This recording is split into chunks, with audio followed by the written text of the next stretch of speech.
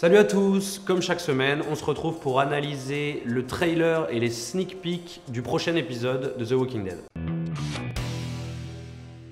Alors j'ai scruté pour vous, image par image, cette bande-annonce, ces sneak peeks, et on en retient une première chose évidente, c'est qu'on continue sur le même rythme effréné que l'épisode 3. La série n'a plus le temps de traîner, on est dans la suite immédiate des aventures de nos personnages dans l'épisode précédent. On avait donc quitté Rick et Daryl au Shepard Office Plaza, ils avaient tout nettoyé, ils avaient eu l'information grâce à ce gentil jeune homme qui s'est fait zigouiller en moins de 2 par Daryl, que les mitrailleuses sont dans le repère d'un certain Gavin. Gavin, je ne sais pas si vous savez qui c'est celui qui faisait les deals pour Negan avec Ezekiel. On retrouve donc le duo infernal sur la route dans une course-poursuite, puisqu'on s'aperçoit que sur la route en direction du repère de Gavin, ils sont tombés, gros coup de chance, sur un camion qui contenait une mitrailleuse. Alors est-ce que c'est les mitrailleuses qui ont été déplacées d'un endroit à un autre ou une partie des mitrailleuses sur lesquelles ils tombent? On ne sait pas encore, mais du coup leur objectif est évident, il faut absolument la récupérer parce que c'est une arme déterminante. Ça risque de nous donner encore une scène assez mythique puisqu'ils se lancent vraiment dans cette course-poursuite, ils veulent arrêter le camion et prendre cette mitrailleuse. Sauf que ça se passe pas comme prévu, on voit Daryl qui se rapproche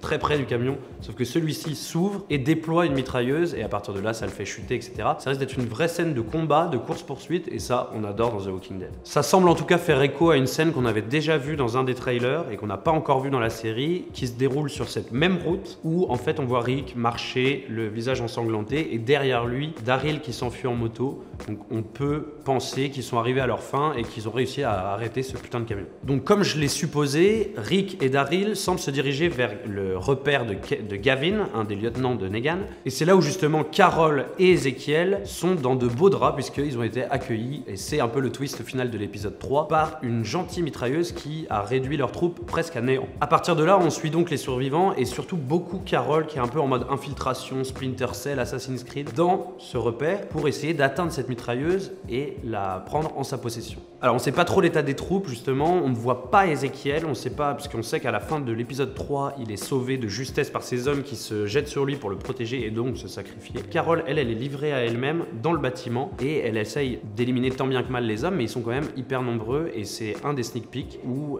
on craint pour elle puisqu'elle est carrément coincée entre 2 groupes d'hommes à l'intérieur du bâtiment. Et dans le trailer, c'est encore plus grave puisqu'elle est carrément mise en joue par des hommes de Negan et qu'elle est haut les mains, elle peut être prisonnier. Est-ce que ça nous donnerait un affrontement que beaucoup de personnes demandent à voir, et puisque les deux personnages ne se sont pas encore rencontrés, c'est Carol versus Negan. Bon, il faudrait déjà que Negan sorte de son trailer, même si j'ai l'impression que ça s'établira sur une temporalité un peu différente. Là on est vraiment, ça tout s'enchaîne et on verra, on fera un peu un flashback plus tard de comment Negan et Gabriel s'en sont sortis, mais ça peut donner un rendez-vous au sommet entre 2 fortes têtes, 2 leaders, et on sait que Carol a une très grosse répartie, donc ça peut donner vraiment des dialogues savoureux. Dernier sujet et pas des moindres, parce que moi c'est vraiment le truc qui en ce moment me passionne et ça m'intrigue beaucoup. On revoit dans le trailer ces fameux zombies avec le visage un peu fondu, avec une apparence un peu spéciale. Là on sent vraiment venir les chuchoteurs qui sont un groupe qui a l'habitude de prendre l'apparence et de se déguiser en rôdeur. Donc ça, est-ce que ce groupe qu'on croise dans le trailer, est-ce que c'est un groupe de rôdeurs dont on a prélevé de la peau, ou au contraire un groupe de chuchoteurs qui sont déjà déguisés en rôdeurs? En tout cas c'est clair, The Walking Dead nous distille épisode après épisode des petits indices pour nous dire, les gars, après la guerre contre Negan, il y a encore autre chose de plus important, de plus dangereux, c'est les chuchoteurs. Voilà, c'est tout pour cette petite analyse du trailer et des sneak peeks. Nous on se retrouve comme d'habitude dès lundi pour le débrief de l'épisode 4. En attendant, comme d'habitude, likez, partagez, abonnez-vous.